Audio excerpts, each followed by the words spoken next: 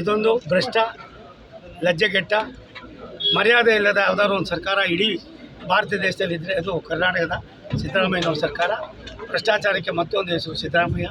ಇವರು ಏನೆಲ್ಲ ಸುಳ್ಳು ಹೇಳಿ ನಮ್ಮ ಪಾರ್ಟಿ ಹಂಗಾಯಿತು ಹಿಂಗಾಯಿತು ಅಂತ ಹೇಳಿ ನಮ್ಮಲ್ಲಿ 40% ಗೂಬೆ ಕೂರಿಸಿ ಪ್ರಾಯಶಃ ಒಂದೇ ಒಂದು ಸಣ್ಣದು ಕೂಡ ಅವ್ರ ಕೈಲಿ ಎನ್ಕ್ವೈರಿಗಳ ಕಮಿಟಿ ಕಾನ್ಸ್ಟಿಟ್ಯೂಟ್ ಮಾಡಿದ್ದೆ. ಕೋಟ್ಯಾಂತರ ರೂಪಾಯಿ ಅವ್ರಿಗೆಲ್ಲ ಖರ್ಚು ಮಾಡಿದೆ. ಇವತ್ತವರೆಗೂ ಒಂದೇ ಒಂದು ವರದಿಯನ್ನು ಕೂಡ ಮನ್ನಣೆ ಮಾಡೋಕ್ಕಾಗಲಿಲ್ಲ. ಇವತ್ತು ಎಷ್ಟು ಪರ್ಸೆಂಟ್ ಆಗಿದೆ? 60-70 ಸಾರ್ವಜನಿಕರ ಹಣವನ್ನು ತಿಂದು ತೇಗ್ತಾ ಇರ್ತಕ್ಕಂಥ, ಜನರ ಭಾವನೆಗಳಿಗೆ ಸ್ವಲ್ಪ ಕೂಡ ಬೆಲೆ ಕೊಡದೇ ಇರ್ತಕ್ಕಂಥ ಯಾವುದಾದ್ರೂ ಒಂದು ಲಜ್ಜೆಗೆಟ್ಟ ಸರ್ಕಾರ ಇದ್ದರೆ ಅದು ಸಿದ್ದರಾಮಯ್ಯನವ್ರ ಸರ್ಕಾರ. ಈ ಸರ್ಕಾರದ ಬಗ್ಗೆ ಮಾತಾಡೋದ್ರಿಗೆ ಅರ್ಥ ಇಲ್ಲ. ಇವ್ರು ಏನೇನು ಉಳಿದಿಲ್ಲ. ಜನ ದೇಶ ಯಾವಾಗ ಇವ್ರು ಬೆಲೆ ಕೊಟ್ಟಿಲ್ವೋ ಜನ ಇವ್ರಿಗೆ ತೀರ್ಮಾನಕ್ಕೆ ಬರ್ತಾರೆ ನನಗನ್ನಿಸ್ತದೆ. ಮುಂದೆ ದಿನವಲ್ಲ ಜಾಸ್ತಿ ದಿನ ಕಾಯಬೇಕಾದ ಅವಶ್ಯಕತೆ ಇಲ್ಲ. ಕೆಲವೇ ದಿನಗಳಲ್ಲಿ ಏನು ಇವತ್ತು ಇವರ ಪಾಪದ ಕೊಡ ತುಂಬೋಗಿದೆ. ಅದಕ್ಕೆ ಪ್ರತ್ಯಕ್ಷವಾದಕ್ಕೆ ಪ್ರಾಯಶ್ಚಿತ್ತವು ಕೂಡ ಆಗಬೇಕಾಗಿದೆ. ನಾನು ಪದೇ ನಾನು ಬಂದಾಗೆಲ್ಲ ಮಾಧ್ಯಮದವ್ರ ಜೊತೆಯಲ್ಲಿ, ರಾಜ್ಯದ ಸರ್ಕಾರದ ಜೊತೆಯಲ್ಲಿ ಚರ್ಚೆ ಮಾಡ್ತಾ ಇರ್ತೀನಿ.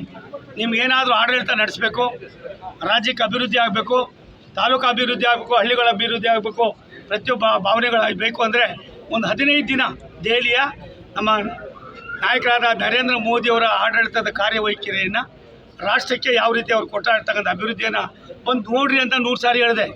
ಬಂದು ನೋಡೋದಲ್ಲ, ಕಲ್ತ್ಕೊಳ್ಳೋಕ್ಕೂ ಕೂಡ ಇವ್ರಿಗೆ ಯೋಗ್ಯತೆ ಇಲ್ಲ.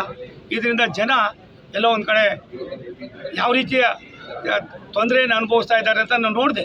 ಇವತ್ತು ಬೆಳಿಗ್ಗೆ ಸಾವಿರಾರು ಜನ ಓಡಾಡ್ತಕ್ಕಂಥ ಶೃಂಗೇರಿ ಪೀಠ, ಹೊಳೆಹೊನ್ನೂರು ಪೀಠ ಮತ್ತು ಬೇರೆ ಬೇರೆ ಪವಿತ್ರ ಸ್ಥಳಗಳಿರ್ತಕ್ಕಂಥ ರಸ್ತೆ ನೋಡಿದ್ರೆ ನಮಗೆ ಒಂಥರ ಆಯಿತು. ನಾನು ರಾಜೇಗೌಡರಿಗೆ ಹೇಳಿದೆ, ದಯವಿಟ್ಟು ನೀವು ಇದನ್ನು ನ್ಯಾಷನಲ್ ಹೈವೇಗೆ ಸೇರಿಸೋದಕ್ಕೆ ದಯವಿಟ್ಟು ಕೊಡಿ ಅಂತ. ಈಗಾಗಲೇ ಸಿ ಟಿ ರವಿ ಅವರು, ನಾನು, ಜೀವರಾಜ್ ಅವರು ಮಾತಾಡಿದ್ವಿ. ಒಂದು ಸತ್ಯ, ಅಭಿವೃದ್ಧಿ ಅಂದರೆ ಮೋದಿಯವರಲ್ಲಿ ಇರ್ತಕ್ಕಂಥ ಒಂದೇ ಒಂದು ಗುಣವನ್ನು ಇವರು ಅಳವಡಿಸ್ಕೊಂಡಿದ್ರೆ ಗೌರವ ಒಂದಷ್ಟು ವರ್ಷ ಸಿಗ್ತಾಯಿತ್ತು. ಸಿದ್ದರಾಮಯ್ಯನವರು 2ನೇ ಬಾರಿ ಮುಖ್ಯಮಂತ್ರಿಗಳಾಗಿ ಅಧಿಕಾರಕ್ಕೆ ಎಷ್ಟು ಮಟ್ಟಿಗೆ ಜೋತ್ ಬೀಳ್ಬೋದು ಅನ್ನೋದಕ್ಕೆ ಸಿದ್ದರಾಮಯ್ಯನವರು ಒಂದು ಕಾರಣ ಆಗಿದ್ದಾರೆ. ನಾನು ಸಿದ್ದರಾಮಯ್ಯನವರು ಒಟ್ಟಿಗೆ ಮುಖ್ಯಮಂತ್ರಿಗಳಾದವರು. ಆದರೆ ಇಷ್ಟೊಂದು ಬಲಹೀನ, ಲಫಂಗ, ಲಜ್ಜೆಗೆಟ್ಟ ಸರ್ಕಾರ ನಾನೆಲ್ಲೂ ನೋಡಿಲ್ಲ 50 ವರ್ಷದ ನನ್ನ ಅನುಭವದಲ್ಲಿ. ಜನ ಇವರಿಗೆ ತಕ್ಕ ಬುದ್ಧಿ ಕಲಿಸಿ ನೋಡ್ರಿ, ಯಾವ್ರಿಗೆ ಯಾರೇ ಇದು ನಮ್ಗೆ ಏನಕ್ರಿ ಬೇಕು? ಇವ್ರು ಕಟ್ಕೊಂಡು ನಾವು ಏನ್ರಿ ಮಾಡೋಣ? ಜನಾದೇಶಕ್ಕೆ ಹೋಗೋಣ. ಅವ್ರ ಧೈರ್ಯ ಇದ್ದರೆ ವಿಸರ್ಜನೆ ಮಾಡಲಿ, ಚುನಾವಣೆ ನಡೀಲಿ. ಪಕ್ಷ ಬಲಾಢ್ಯವಾಗಿದೆ. ಭಾರತೀಯ ಜನತಾ ಪಕ್ಷ, ಸನ್ಮಾನ್ಯ ನರೇಂದ್ರ ಮೋದಿಯವರು, ಸನ್ಮಾನ್ಯ ಅಮಿತ್ ಶಾಜಿಯವರು, ನಮ್ಮ ನಡ್ಡಾ ಅವರು, ನಮ್ಮ ಪಕ್ಷ ಒಂದು ಮಾತಿನ ಮೇಲೆ ನಿಂತಿದೆ. ರಾಜ್ಯಕ್ಕೆ, ರಾಷ್ಟ್ರಕ್ಕೆ ಅಭಿವೃದ್ಧಿ ಆಗಬೇಕು. ನನ್ನ ಮೂಲಕ ಈ ರಾಷ್ಟ್ರದ 140 ಕೋಟಿ ಜನ ಶಾಂತಿ ನೆಮ್ಮದಿಯಿಂದ ಬದುಕಬೇಕು.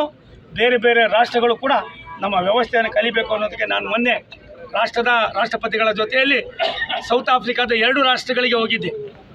ಅಲ್ಲಿಯ ಪ್ರೆಸಿಡೆಂಟ್ ಹೇಳ್ತಾರೆ, ಅಲ್ಲಿಯ ಪ್ರಧಾನಮಂತ್ರಿಗಳು ಹೇಳ್ತಾರೆ, ಅಲ್ಲಿಯ ಸರ್ಕಾರಗಳು ಹೇಳ್ತವೆ, ಈ ದೇಶದಲ್ಲಿ ಯಾರಾದರೂ ಇದ್ದರೆ ನರೇಂದ್ರ ಮೋದಿ ಅಂತ ಒಬ್ಬ ಪ್ರೈಮ್ ಮಿನಿಸ್ಟರ್ ಇರಬೇಕು, ನರೇಂದ್ರ ಮೋದಿ ಅವರಂತ ಆಡಳಿತ ಬೇಕು ಅಂತ.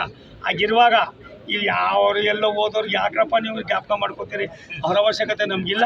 ನಾವು ಆ ಥರ ಚಿಂತೆನೂ ಮಾಡಿಲ್ಲ. ನಾವು ಎಷ್ಟು ಜಲ್ದಿ ಈ ಸರ್ಕಾರ ಹೋದರೆ ಜನಗಳಿಗೆ ನೆಮ್ಮದಿ ಸಿಗ್ತದೆ. ನಮಗೇನು ತೊಂದರೆ ಇಲ್ಲ, ಜನಗಳಿಗೆ ನೆಮ್ಮದಿ ಸಿಗ್ತದೆ. ಜನರು ಏನು ಇವತ್ತು ಈ ನೋವನ್ನು ಅನುಭವಿಸ್ತಾ ಇದ್ದಾರೆ. ಅಲ್ರಿ, 500 ವರ್ಷದಲ್ಲಿ ಆಗಿರೋ ಮಳೆ ಆಗಿದೆ. ಅವ್ರು ಏನಾಗಿದ್ದೀರಿ, ಸತ್ತಿದ್ದೀರಾ ಬದುಕಿದ್ದೀರಾ ಅಂತ ಕೇಳೋಕ್ಕಾಗ್ದಿರ ಇವ್ರಿಗೇನು ಬಂದಿದೆ ನಾಡು? ಸಾರ್ವಜನಿಕರು ಕೊಡ್ತಕ್ಕಂಥ ಹಣವನ್ನು, ತೆರಿಗೆ ರೂಪದಲ್ಲಿ ಕೊಡ್ತಕ್ಕಂಥ ಹಣವನ್ನು ನೀವು ಮಜಾ ಮಾಡ್ತಾ ಇದ್ದೀರಲ್ಲ. ನಿಮ್ಗೆ ಸ್ವಲ್ಪ ಆದರೂ ಸ್ವಾಭಿಮಾನ, ಏನಾದ್ರು ಚಿಂತನೆ ಇದೆಯಾ? ಇದನ್ನ ಬಗ್ಗೆ ಅರ್ಥ ಮಾಡ್ಕೊಡ್ರಿ.